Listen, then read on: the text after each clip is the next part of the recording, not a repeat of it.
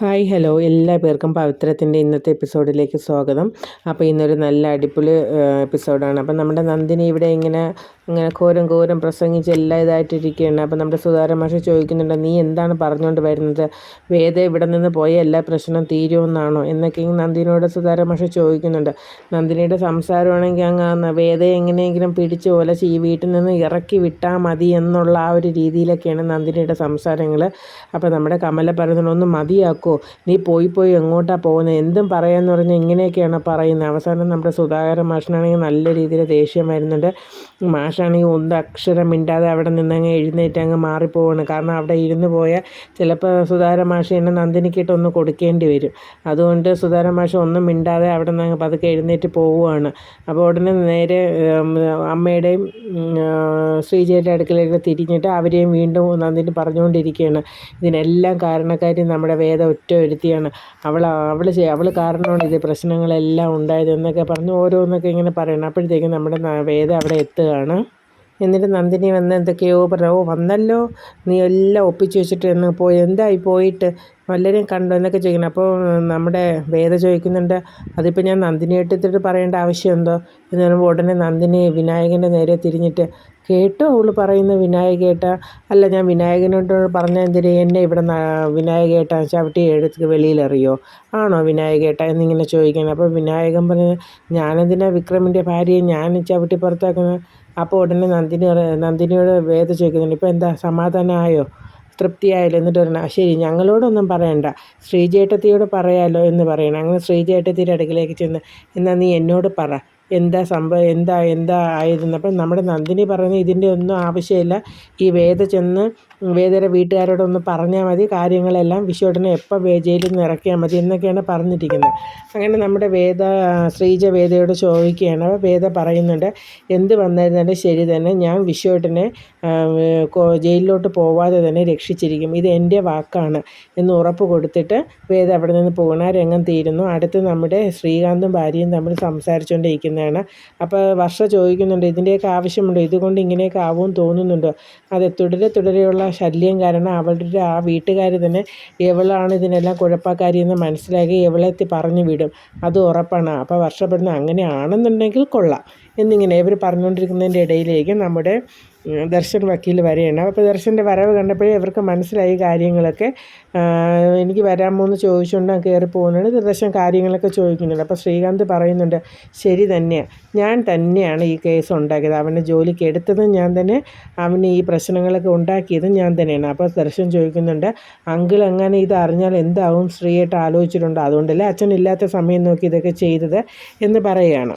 എന്നിട്ട് ദർശൻ പറയുന്നുണ്ട്, എന്ത് വന്നാലും ഈ കേസ് ഞാൻ തന്നെ വാദിക്കും, എങ്ങനെയും വിശ്വത്തിനെ രക്ഷിക്കുമെന്ന് പറയുമ്പോൾ നമ്മുടെ ശ്രീകാന്ത് പറഞ്ഞിട്ട്, ആയിക്കോളൂ എൻ്റെ അളിയൻ അങ്ങനെ തന്നെ ചെയ്യണം, പോയി ചെയ്തോളൂ, ചെയ്തിട്ട് വരും, എന്നിട്ട് വിശ്വത്തിനെ രക്ഷപ്പെടുത്തണേ എന്നൊക്കെ പറഞ്ഞ് കളിയാക്കുന്ന രീതിയിൽ വിടുന്നുണ്ട്. പക്ഷേ ശ്രീകാന്തിനൊരു ഭയം ഉള്ളിലുണ്ടെങ്കിലും തെളിവുകൾ അവരുടെ കയ്യിലുണ്ട്. അപ്പോൾ നമ്മുടെ ദർശൻ ചോദിക്കുന്നുണ്ടോ, തെളിവുകളെല്ലാം ആക്കി വെച്ചിട്ടാണല്ലോ ആ പാവപ്പെട്ടതിനെ ഇങ്ങനെ ആക്കിയതല്ലേ എന്ന് പറയുന്നുണ്ട്. അപ്പോൾ അതേ, എനിക്കൊറ്റ ആവശ്യമേ ഉള്ളൂ, വേദ എല്ലാം കളഞ്ഞ് ഇവിടെ വരണം, എങ്കിൽ ഞാൻ ഈ കോംപ്രമൈസിന് സമ്മതിച്ചിരിക്കുന്നു എന്ന് പറയണം. എന്നിട്ട് അവിടെ നിന്ന് അങ്ങ് പോവുകയാണ്.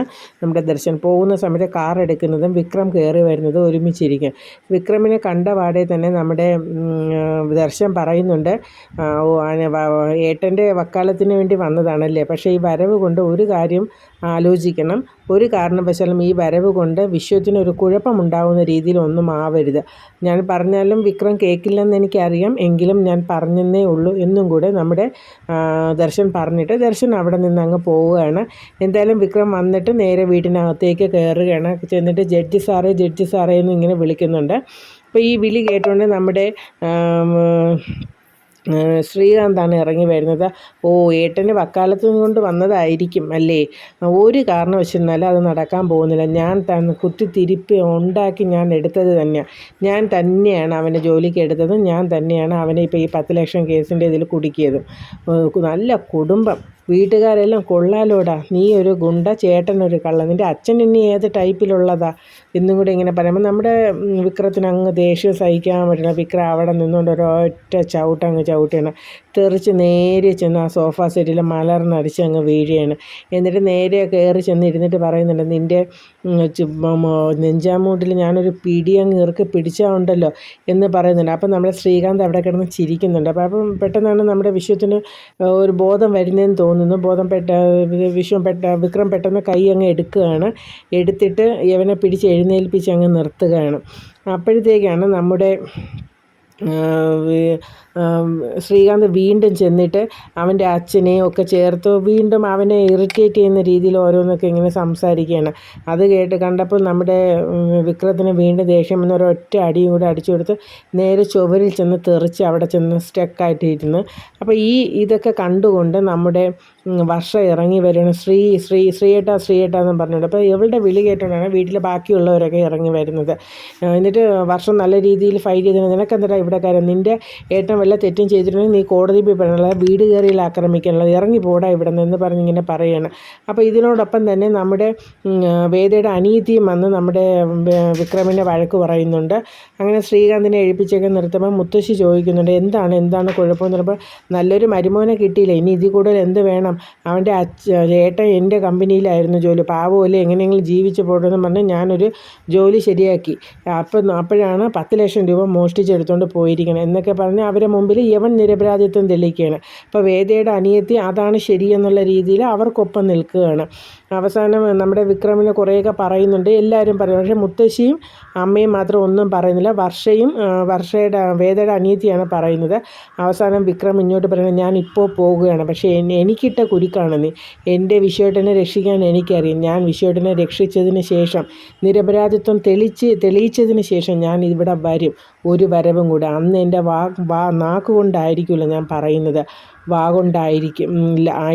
ആയിരിക്കില്ല എന്ന് ഓർത്തോ എന്ന് പറഞ്ഞിട്ട് നമ്മുടെ വിക്രം അവിടെ നിന്ന് പോകുന്നു. അപ്പം മുത്തശ്ശി ചോദിക്കുന്നുണ്ട് എന്താണ്. അപ്പം ശ്രീകാന്ത് സത്യമായിട്ടുള്ള കാര്യങ്ങളാണ് നടന്നത്, ഇതൊക്കെ കള്ളനാണ് എന്നുള്ള രീതിയിൽ മുത്തശ്ശിയെ തെറ്റിദ്ധരിപ്പിക്കുകയാണ്. മുത്തശ്ശി ഒന്നുമില്ല, നിൻ്റെ അച്ഛൻ ഇതൊക്കെ അറിഞ്ഞോ എന്ന് ചോദിക്കുമ്പോൾ, അച്ഛനെ ഇനി ദൂരെ ഇരിക്കുന്ന അച്ഛനെ വിളിച്ച് അറിയിച്ചിട്ട് എന്താ കാര്യം എന്നൊക്കെ പറയുന്നുണ്ട്. അത് കഴിഞ്ഞിട്ട് മുത്തശ്ശിയും അമ്മയും കൂടെ അങ്ങനെ എന്ത് ചെയ്യട്ടെ എന്നുള്ള രീതിയിൽ നിൽക്കും. ബാക്കിയുള്ളവരെല്ലാം അവിടെ നിന്ന് പോകണം. അവർക്കാണെങ്കിൽ ആകെ വിഷമവും ആവുന്നുണ്ട്, എന്ത് ചെയ്യാൻ പറ്റും എന്നുള്ള രീതിയിൽ. മുത്തശ്ശിക്കും ഒന്നും അറിയില്ല, അമ്മയ്ക്കും ഒന്നും അറിയില്ല. അങ്ങനെ അവർ വിഷമത്തോടെ ഇങ്ങനെ ഇരിക്കുന്ന സമയം അതാണ് കാണിക്കുന്നത്. പിന്നെ അടുത്ത രംഗം നമുക്ക് കാണിക്കുന്നത് എന്താണെന്ന് വെച്ചാൽ, നമ്മുടെ ദർശൻ്റെ ഓഫീസിലേക്ക് നമ്മുടെ വേദ വരികയാണ്. അപ്പോൾ ഗുമസ്തൻ വന്നിട്ട് നമ്മുടെ ശങ്കരനാരായണൻ ജഡ്ജി സാറിൻ്റെ മോള് വന്നിട്ടുണ്ട്, സാറിനെ കാണാം. അപ്പോൾ പിന്നെ കയറ്റി വിടുക വരാൻ പറയും. അപ്പോൾ വന്നിട്ട് ഈ കേസിനെ കുറിച്ച് കാര്യങ്ങളൊക്കെ പറയുന്നുണ്ട്. അപ്പോൾ ദർശൻ പറയുന്നുണ്ട്, ഞാൻ ഈ കേസ് ഏറ്റെടുക്കാം, ഞാൻ ശ്രീകാന്തിൻ്റെ ഏട്ടൻ്റെ അടുത്ത് ചെന്ന് സംസാരിക്കുകയൊക്കെ ചെയ്തു, പക്ഷേ തെളിവുകളെല്ലാം ഏതെല്ലാം രീതിയിൽ ഒപ്പിച്ചു വെച്ചു, നല്ല കോൺഫിഡൻസിലാണ്, അവരൊരു തരത്തിലും പിന്മാറണമെങ്കിൽ ഒറ്റ ഒരു കണ്ടീഷനാണ് പറയുന്നത്. അപ്പോൾ വേദ പറഞ്ഞത്, എനിക്കറിയാം അതെന്താണെന്ന്, വിക്രത്തിനെ ഉപേക്ഷിച്ച് ഞാൻ തിരിച്ചു വന്ന് ദർശനെ വിവാഹം കഴിക്കണം, അതാണ് അവരുടെ ദുരഭിമാനമാണ് അതൊക്കെ പറയുന്നത്. എന്തായാലും അതൊന്നും നടക്കില്ല, അപ്പോൾ ഈ കേസ് ഞാൻ ഏറ്റെടുക്കട്ടെ എന്ന് ചോദിക്കുമ്പോൾ, വേണ്ട, അതിന് വേണ്ടത് എന്താണെന്ന് ഞാൻ പറയാം, ഇപ്പോൾ എന്തായാലും എനിക്ക് ഒരിക്കൽ കൂടി ശ്രീകാന്ത് ഏട്ടനെ കാണേണ്ട ആവശ്യമുണ്ട്, അതിനുശേഷം ഞാൻ ദർശനെ വിളിച്ചോളാം, എന്തായിരുന്നാലും എനിക്ക് ഈ കേസ് തോറ്റു കൊടുക്കാൻ കഴിയില്ല, ഞാൻ എന്ത് വേണമെങ്കിലും, ഞാൻ ഇതിനു വേണ്ടി ഏതറ്റം വരെ വേണമെങ്കിലും പോകും എന്നൊക്കെ പറഞ്ഞിട്ട് നമ്മുടെ വേദ ശ്രീകാന്തിനെ ഒന്നുകൂടെ കാണണം എന്നും കൂടെ പറഞ്ഞിട്ട് അവിടെ നിന്ന് നമ്മുടെ വേദ പോവുകയാണ്. പിന്നെ അടുത്ത രംഗം കാണിക്കുന്നത് നമ്മുടെ ശ്രീജ ഇങ്ങനെ വഴിയോരത്ത് നോക്കിയിരിക്കുകയാണ്. വിക്രമോ വേദയെ വരുന്നുണ്ട്. അങ്ങനെ നോക്കുമ്പോൾ വിക്രം വരുന്നുണ്ട്. ഓടിച്ചെന്ന് ചോദിക്കുന്നു, എന്തായി വിക്രം, എന്തായി എന്ന് ചോദിക്കുമ്പോൾ പറയും, നീ എവിടെയാണ് പോയിട്ട് വന്നതെന്ന് ചോദിക്കുക. അപ്പോൾ പറയും, അത് ഞാൻ ശ്രീകാന്തിനെ കാണാൻ പോയതാണ് എന്ന് പറയും. എന്നിട്ട് എന്തായി. അപ്പോൾ നന്ദിനി വന്നിട്ട് ചോദിച്ചു, അവൻ്റെ കാല് പോയി പിടിച്ചോ എന്ന് ചോദിക്കുമ്പോൾ, ഇല്ല, അവനിട്ടൊന്ന് കൊടുക്കാനാണ് പോയത് എന്ന് പറയും. അപ്പോൾ ഇത് കേട്ടുകൊണ്ട് നമ്മുടെ സുധാകരൻ മാഷ് ഇങ്ങനെ നടന്നു വരികയാണ്. സുധാകരൻ മാഷിന് അപ്പോൾ വീണ്ടും ദേഷ്യം വരുന്നത്, കാരണം ഇവൻ കാരണമാണല്ലോ എല്ലാ പ്രശ്നവും ഉണ്ടാകുന്നത്. സുധാകരൻ മാഷ് ഇങ്ങനെ വന്നിട്ട് ഓരോന്ന് പറഞ്ഞ് ഇവനെ വഴക്ക് പറയുകയാണ്. അപ്പം പറയണ, വിശ്വട്ട് ഒരു തെറ്റും ചെയ്തിട്ടെന്ന് എല്ലാവർക്കും അറിയാമല്ലോ, അത് ചോദിക്കാൻ വേണ്ടിയാണ് പോയത്. അപ്പോൾ പറയും, അത് ഇനി അവൻ്റെ സർട്ടിഫിക്കറ്റ് ഉണ്ടെങ്കിലേ അറിയാൻ പറ്റും, വിശ്വ ഒരിക്കലും ഒരു തെറ്റും ചെയ്യില്ലെന്ന് ഇവിടെ എല്ലാവർക്കും അറിയാം, അതിന് അവനെ എരി പിടിപ്പിക്കേണ്ട ആവശ്യമൊന്നും ഇല്ല ഒന്നും കൂടെ സുധാകരൻ മാഷ് ഇങ്ങനെ പറയുകയാണ്. അപ്പോൾ ഇനി എന്ത് ചെയ്യാൻ പറ്റും, അല്ലെങ്കിൽ എന്തായി തീരും എന്നൊക്കെയുള്ള വേവലാതി എല്ലാവരുടെ മനസ്സിലും ഉണ്ട്. നമ്മുടെ വിക്രത്തിൻ്റെയും വേദയുടെയും എല്ലാവരുടെ മനസ്സിലും. അങ്ങനെ അവർ തമ്മിൽ എല്ലാവരും ഇങ്ങനെ സംസാരിച്ചുകൊണ്ട് നിൽക്കുന്ന ആ ഒരു രംഗത്തോടു കൂടിയാണ് ഇന്നത്തെ എപ്പിസോഡ് അവസാനിക്കുന്നത്. അപ്പോൾ ഇനി നാളെ എന്താവുമെന്നുള്ളത് നാളത്തെ ഈ എപ്പിസോഡിൽ നമുക്ക് കാണാം.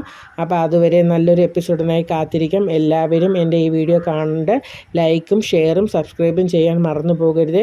മറ്റൊരു നല്ലൊരു വീഡിയോയുമായിട്ട് നമുക്ക് വീണ്ടും കാണാം. അതുവരെ എല്ലാവർക്കും നല്ലൊരു ദിവസം ആശംസിച്ചുകൊണ്ട് ഇന്നത്തെ ഈ എപ്പിസോഡ് ഞാൻ ഇവിടെ അവസാനിപ്പിക്കുകയാണ്. ഓക്കെ, എല്ലാവർക്കും ശുഭദിനം. Thank you.